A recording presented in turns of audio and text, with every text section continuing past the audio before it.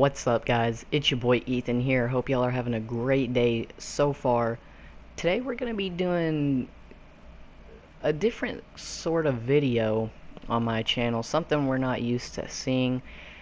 And today I just want to really just talk about something I just kind of thought about and really found it interesting. So before we actually get into the video, yes, this is a clip from last night's stream, so it's in the background for you guys to enjoy.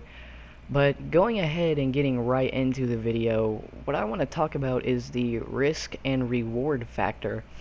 Now, it's exactly what it sounds like. If I do this, what do I get out of it?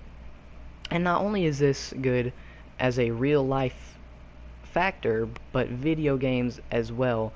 For instance, Call of Duty could be, okay, starting of the match, I could go left, right, or mid. If I go mid, what are the risks? There might be a sniper up in the house, there could be somebody on a head glitch, and then what is the reward? Yes, I might get 1 or 2 kills, but nothing that will really suffice to get me my streaks. So it would be better to go left. Okay, but there's 2 head glitches on left. What if there's 2 people there and I don't get any kills? So what if I go right? Well, there's no head glitches, it's a nice open field, and I have on quick draw and fast hands, so I should be the more accurate, the more precise, the more reflex ready. So I will go right. And it's not only in Call of Duty, it's in Smite. Okay, if I go through the jungle and behind them and use my special, what's the risk? Well, one of them might have a protection and they might survive, and I might have low health.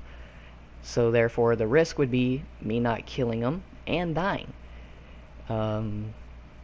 What else? NBA. If I shoot this 3, yes, we could win the game, but at the same time the game is tied up, and if I miss, they could easily win. So it's just something I find interesting because it's really something you never think about, but it's always something present, if that makes sense. Like, you don't always think like, oh, okay, if I do this, what might happen? You don't always think that, but it's always there because you do that and something does happen. So it might not be something you always ask yourself, but it's something that's always there. And I know this is like, wow, when did the drifter in you come out? But I do generally just kind of find it interesting because even myself, I don't think, okay, if I do this, what would happen? Even in last night's stream, I wasn't thinking about that. I was just thinking about the game. I was thinking about kill and win. So I don't know, it's something I'm definitely gonna have to think of more and really just actually think about it, because it really is interesting. And if you think about it, if you really take time to think about what would be the risk and what would be the reward, it's definitely gonna help you make better decisions. For instance, on Fringe, if you go down the middle, there's Grandma's house. There's always a sniper in Grandma's house. If you go to the train, there's lots of cover. It's really just a narrow, open gunfight kind of feel, unless they hide behind the train, which then just back out. On the right side, there's the little side building. There is, if you go all the way to the right, then there's that little head glitch spot. So really you just have to think, what's gonna happen if I do this? Because yeah, I might get 1, maybe 2, maybe 3 kills, but is that really enough to win the game? I mean, yeah, 3-4 kills starting out the match, definitely gonna help us win.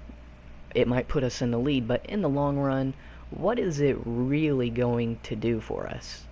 I might die maybe 2, 3, 400 points off of my score streak.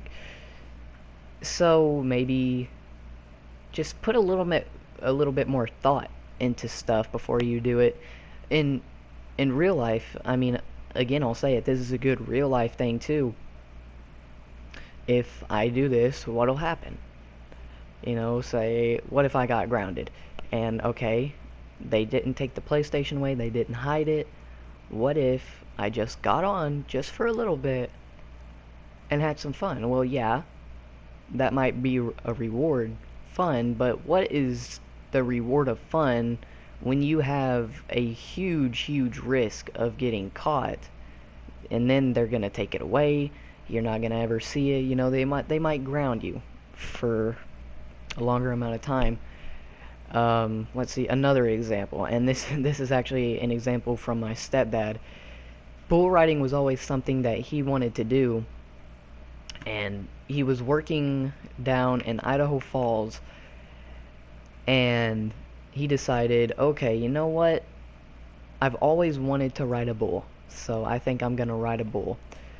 And that was his reward, was being able to do something he's always wanted to do, adrenaline, and in general he thought it was going to be fun. Well, what is the risk? Well, I might get hurt. That's exactly what ended up happening. He broke his femur, which, if you don't know what that is, it's the bone right below your hip and right above your kneecap. It's actually one of the hardest bones to break, and when it breaks, you know, you're not gonna be walking for a little bit. So it's good in general. It's all around. It's in video games, it's in real life, it's in almost everything you do. So I thought it was just interesting. And I don't know, what are your guys' thoughts? I mean, I don't even use this. If I don't use this factor at all, but I'm definitely going to be using this more, not only in real life but in my gameplay as well.